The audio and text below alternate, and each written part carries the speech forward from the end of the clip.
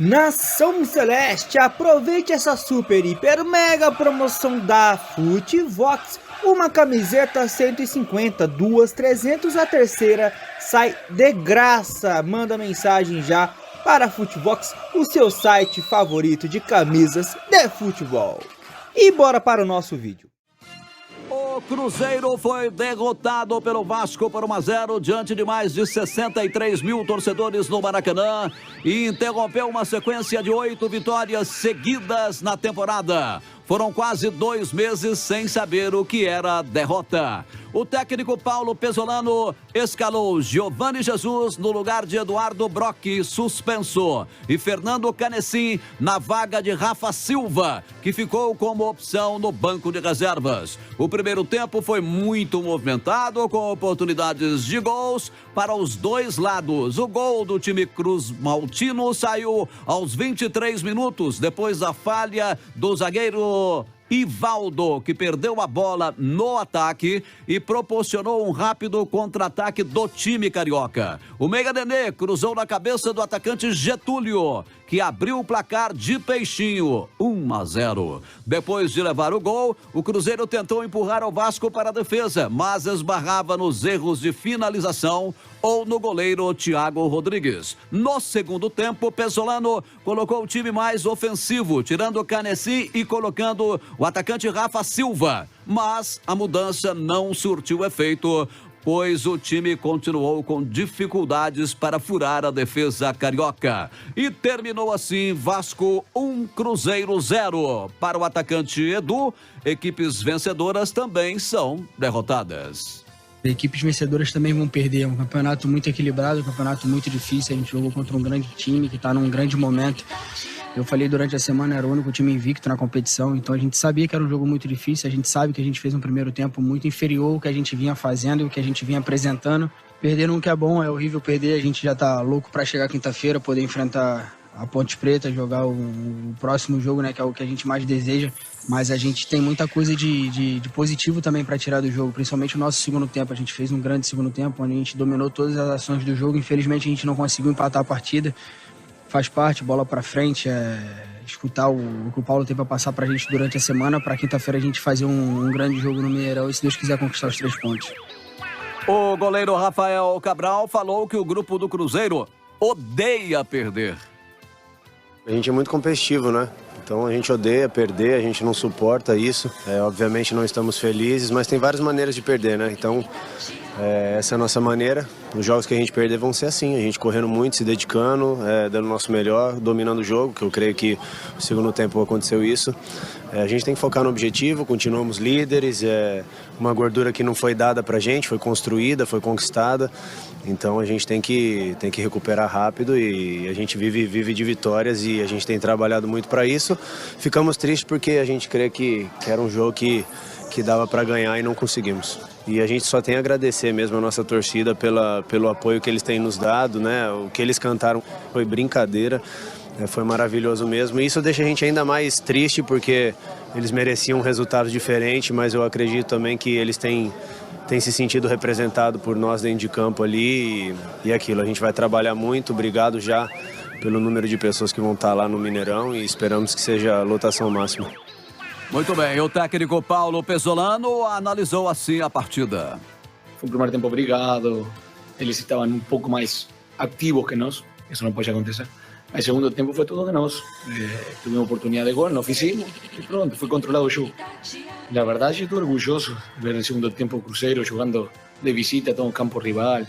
Não é fácil, e contra um equipo como o Vasco que tem bons jogadores e tudo, assim que nada, estou contento com o segundo tempo, um pouco triste por resultado, mas com a performance eu acho que foi boa. Depois, esse foi o jogo em si.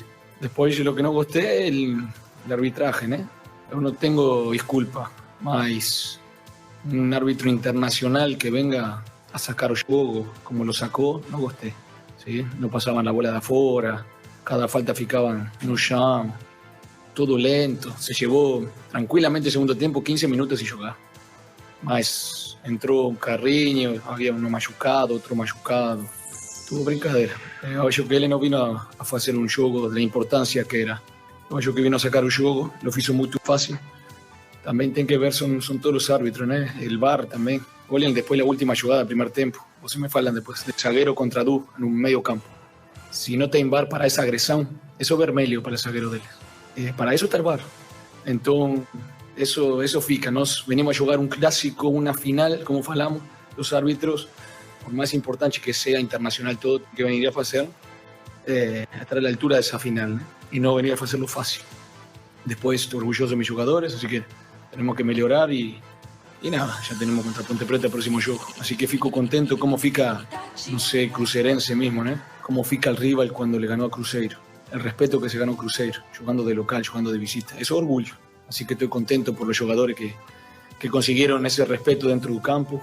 E nada, vamos a ter que seguir para frente, melhorando e trabalhando para ser um equipo forte como somos até agora.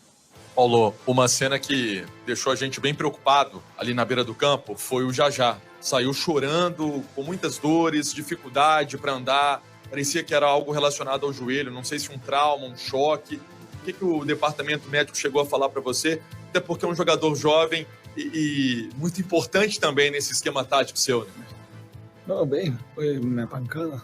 Não, tranquilo, hay que ver depois, saber que fala o doutor. Mas se ele estava mais tranquilo, aí não.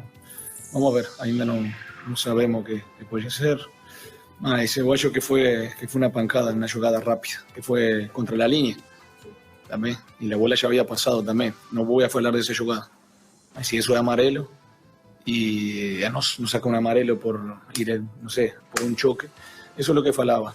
Muitos detalhes no jogo que não gostei. Cruzeiro, a história do Cruzeiro merece outro respeito, né? E seja o árbitro que seja. Tem que respeitar Cruzeiro. No segundo tempo, não respeitaram para nada.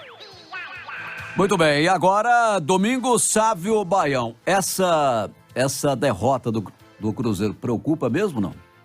Ô Milton, o torcedor do Cruzeiro não precisa ficar chateado com a derrota do Cruzeiro frente ao Vasco. Eu não digo que perdeu na hora certa, para mim não tem hora certa para perder. Vencer sempre que possível. Mas a verdade é que o Cruzeiro tinha e tem folga na tabela de classificação. O Cruzeiro tem 28 pontos, o Bahia tem 25, o Vasco tem 24. O Cruzeiro perdeu nesse campeonato para o Bahia na primeira rodada, empatou com o Tombense na segunda rodada e perdeu para o Vasco. Perdeu justamente para as duas equipes que estão próximas ao Cruzeiro, mas abaixo. E tem ainda Sport e Grêmio que se enfrentam hoje, 18 pontos o Sport, 17 pontos o Grêmio, e o Cruzeiro vai ficar, na pior das hipóteses, 10 pontos à frente do quinto colocado. Então é partir para outra, vencer a Ponte Preta e esquecer o jogo do Vasco. O Cruzeiro ia perder uma hora, perdeu para o Vasco. Muito bem, e vocês, comentaristas Alexandre Simões e Léo Figueiredo, preocupante ou não? Não, Milton, bom dia, professor, bom dia a todos. Não, nem um pouco preocupante, Milton, até mesmo porque o Cruzeiro jogou contra uma equipe que está no nível do Cruzeiro nessa Série B, uma camisa também pesadíssima, um Maracanã lotado, um jogo que considero equilibrado.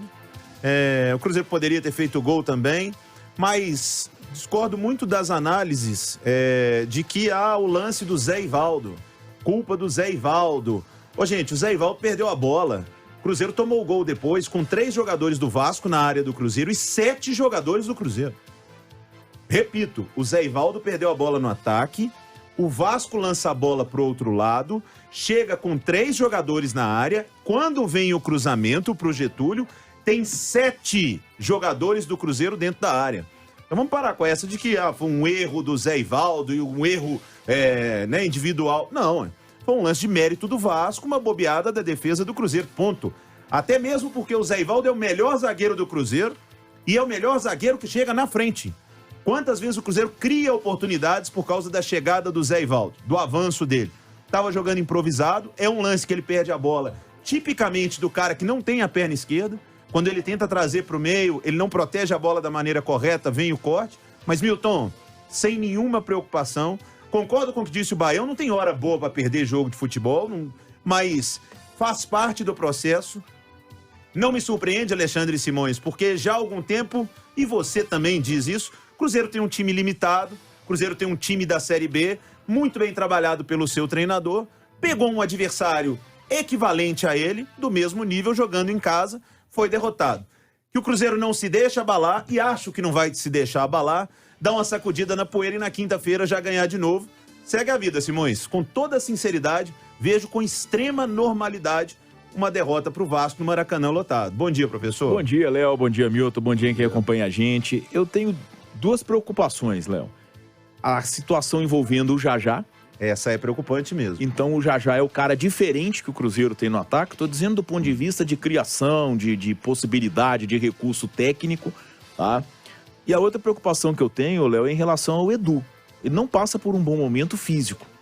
E o físico dita o técnico. O Edu não passa por um bom momento. Ele fez um golaço contra o CRB, abriu o caminho da vitória, mas não é o Edu que a gente já viu. Não sei se é questão física, se é os jogos em sequência. Eu, antes da partida, inclusive, até diria, eu colocaria o Canezinho, colocaria o Rafa Silva no comando do ataque, um jogador mais veloz, mais rápido.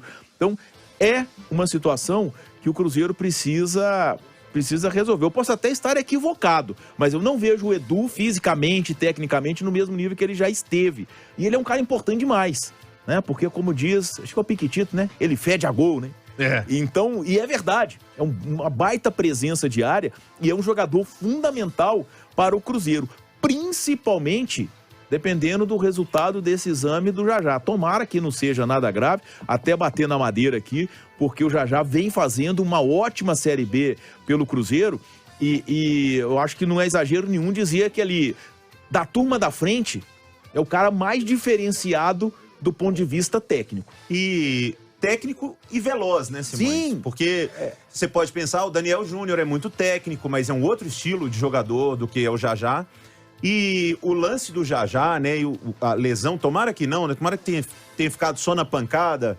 O Pansieri já trouxe informação de que foi um entorse, tomara que seja um entorse leve, mas ele se machuca e continua em campo. É lance bem de garoto mesmo, de que tá interessado, quer mostrar serviço, porque ele tem o choque, depois ele fica em campo, ele tenta bater pro gol ainda, ele tenta chutar e aí ele não aguenta. Então, fica o aprendizado pro Jajá, essa experiência que vai vir com o tempo. Foi uma demonstração de carinho mesmo, de vontade, né, para com os companheiros e com o clube. E tomara para o Cruzeiro que não seja nada grave. Porque pro estilo de jogo que adota o Pessolano, e acho que isso pesa pro Edu, porque o Edu tem que estar 100%, Simões, porque o Pessolano faz com que até os atacantes marquem. Sim, a exigência é muito forte. É muito forte. Então, o Cruzeiro joga num limiar físico de 100, 110%. Tanto que a maioria das alterações do Pessolano são nos atacantes. Ele vai trocando para manter o time lá em cima, para manter a marcação alta. Então, que o Edu se recupere 100% fisicamente mesmo, porque é um jogador fundamental para o Cruzeiro. E que o Cruzeiro tenha boas notícias do Jajá. Porque sem o Jajá, hoje, na mesma característica, o Cruzeiro não tem um jogador. Muito bem, além de Cruzeiro e Vasco, mais 2 jogos. Vamos lá, Nação Celeste, complementar aqui com vocês mais um noticiário, né? E é o seguinte, começaram a falar aí do Zé Ivaldo. Uma situação muito inusitada aconteceu com o jogador ontem, né? E agora de manhã teve o seu desfecho. Logo após a partida contra a equipe do Vasco, a gente sabe que o Zé Ivaldo foi muito criticado nas redes sociais por conta do gol que o Cruzeiro sofreu. Até vocês ouviram aí os comentaristas da Itatiaia falando sobre a situação. Zé Ivaldo, Nação Celeste, apagou todas as fotos do Instagram com a camisa do Cruzeiro. E aí levantou-se muitas possibilidades nessas últimas horas, mas agora há pouco voltou as fotos normalmente. Deve ter sido alguma questão ali, eu estou imaginando, tá? Com a equipe dele do que propriamente com o jogador. Ou realmente, né, a gente pode achar que aconteceu alguma chateação pelo fato ali, né, das críticas que o jogador acabou sofrendo. Mas eu acho que foi mais essa questão aí mesmo, tá? Referente à assessoria do atleta. Acho que foi apenas uma coincidência, mas deixa a sua opinião, beleza? E uma outra situação, essa envolvendo o Gomes. Ex-jogador do Cruzeiro, né, o Gomes, ele faz parte da equipe do PSV, ele é embaixador. E no jogo contra o Vasco, ele estava lá com a Velope For Sports, que faz a intermediação de negociações no mercado justamente com o PSV. Ou seja, jogo entre Cruzeiro e Vasco, vários jovens jogadores a serem analisados, e estava lá o Gomes e alguns, né, embaixador é ele, né, no caso ali, alguns, digamos, integrantes do PSV para acompanhar a partida no Maracanã, ou seja, será que rolou alguma vista ali, né, um pouquinho mais fixa em algum jogador do Cruzeiro? O Vasco tem alguns jovens jogadores com potencial interessante, o Cruzeiro não é diferente. O que vocês acham? E se sim, quem vocês de repente imagina que pode aí ser assediado tanto pelo PSV, tanto pelo futebol brasileiro e também por outras equipes do futebol mundial? Comenta aí, chegou até aqui, deixa o like e tamo junto.